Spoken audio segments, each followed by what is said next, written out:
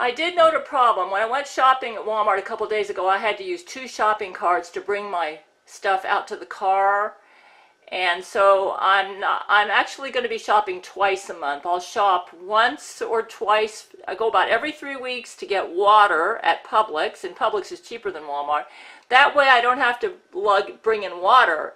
And then I'll be able to bring everything in one cart, even though I'm shopping once a month at Walmart. So I'm going to change that. I'm going to make an extra trip just for water every month.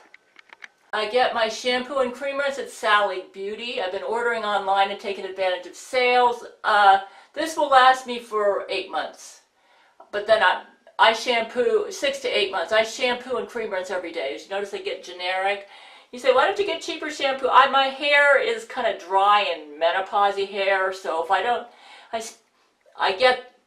I don't like Walmart shampoos. They're no good, so I get from Sally Beauty. They have the best deals. And here is I actually had to order me this from Amazon because this broke on me. I see Satan's attacking my shower, and I ordered me a new liner because this was rusting. This was in the past year. I had to order a new bracket there because that broke. This is a Sprite shower. Great, I love that. And I had to order one of these because this got rust on it. I cut my own hair using this, and sometimes I use this too. So I cut my own hair, and I color my own hair. Here's what I use to color my own hair. The Age Beautiful product right here. And then I use the Age Beautiful. This works great. Oops. The Age Beautiful developer. I mix those two together, put them in one of these. Whoops. Put them in one of these, and I do my own hair. I've been coloring my own hair for a long time, so that's how I do it on a budget. The Lord takes care of his missionary writer. But when you look at me when I go outside with my own self haircut, my budget clothes, my budget food, I look like I spend a lot more money than I do. As you can see, I don't really have a problem with clothes. Most of these clothes my mother gave me. She was crazy. This was like the past 10 years. She gave me tons of clothes. The problem is they're all dress clothes, and I rarely have an occasion where I need to wear them. So you might say, why are you sewing clothes? It doesn't look like you need to do this. Yeah, this is just here in this closet alone. Problem is, some of these are size 8 pants now, and I wear a size 12. You say, well, why don't you give them away? Well, they still fit, but they look, it's like the waistline is like a boa constrictor. Can you see this in the mirror? You see that? Waistline's like a boa constrictor, you know. This is a size 8 pair of pants, and that is tight on the waist there. And look at the clothes I have in here. This is and down here, right down there, and in here. So I actually had a wonderful lady who said, I can donate you some of my clothes. I said, I wouldn't know where to put it.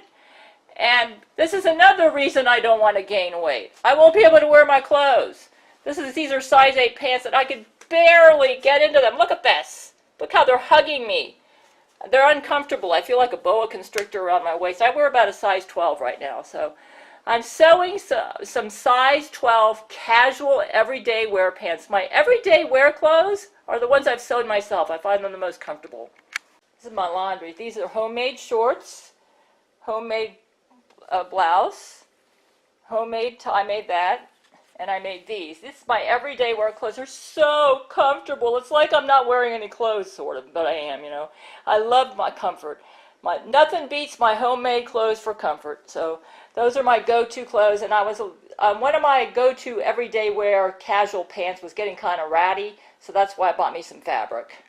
I've started a new strategy where I only grocery shop once a month, so here's how I'm doing it. I'm going to change my strategy. I'm going to get my water at Publix because it's cheaper there, and so I'll be shopping at 2 places. I get my water at Publix, and as you can see, this is enough water to last me a month. I just don't use sink water. I use bottled water. So this is my cereal. I get the Great Value brand because it's cheaper. I order my seaweed and my tofu online because that is cheaper than buying it at the store. It makes it so I can stay home and work on my writing more.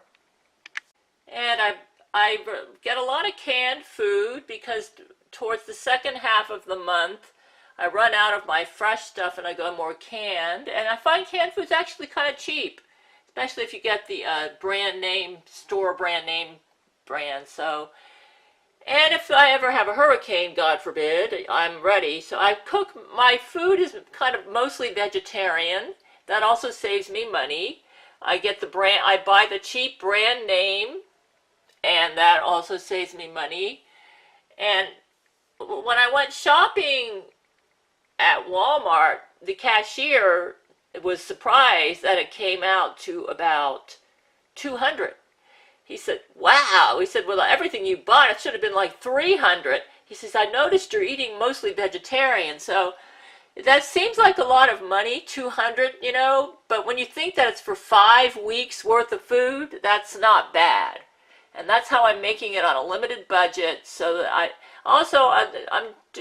but I'm actually going to be shopping maybe 2 times a month because I'm going to go to Publix to get my water. It's cheaper there. And I also get my laundry quarters there. And then I'll go to Walmart for most of the other stuff. Walmart is cheaper than Publix. So this is my freezer. I get the brand name for frozen vegetables. And this is going to, in about 2 weeks, this will dwindle down a lot. I get frozen strawberries because I love my berries. But strawberries are low in calorie and they're the cheapest berries. And if you get them frozen, they're affordable. Here's my ground beef. And basically my meats are ground beef, chicken breast, and canned fish because that's cheap. So when you look at my refrigerator, I found the best way to get eggs is this way, because I eat a lot of eggs because I'm pretty strong vegetarian, but I do need to get my protein. This is a good deal. For 60 of these, you only pay about $4. I used to get the Eggland's Best, but I actually did research online, and an egg is an egg. They said Eggland's Best and all these companies that claim they have better eggs is just bunch of bunk. So you might say, well, you got to worry about your expiration date. Well, by the 17th of May, these will all be eaten. So I get my and for flaxseed oil, I actually get these free with my health plan, and I just break these open and put them on my which reminds me, today's my day to make beans and rice. And I gotta soak my beans. To make my cabbage last, I put them in plastic wrap. This is my celery. It lasts if you put them in aluminum foil like this. It'll last a whole month if you do that. As far as the yogurt, that goes past its expiration date, but as long as you keep this in the refrigerator, you're fine. It doesn't affect anything. That's one reason I'm going with a lot of canned. I find that Granny Smith apples will last a whole month. And here, what I'm going to be doing today, I'm going to take all of these out. I already made some lettuce, you see right there, yesterday.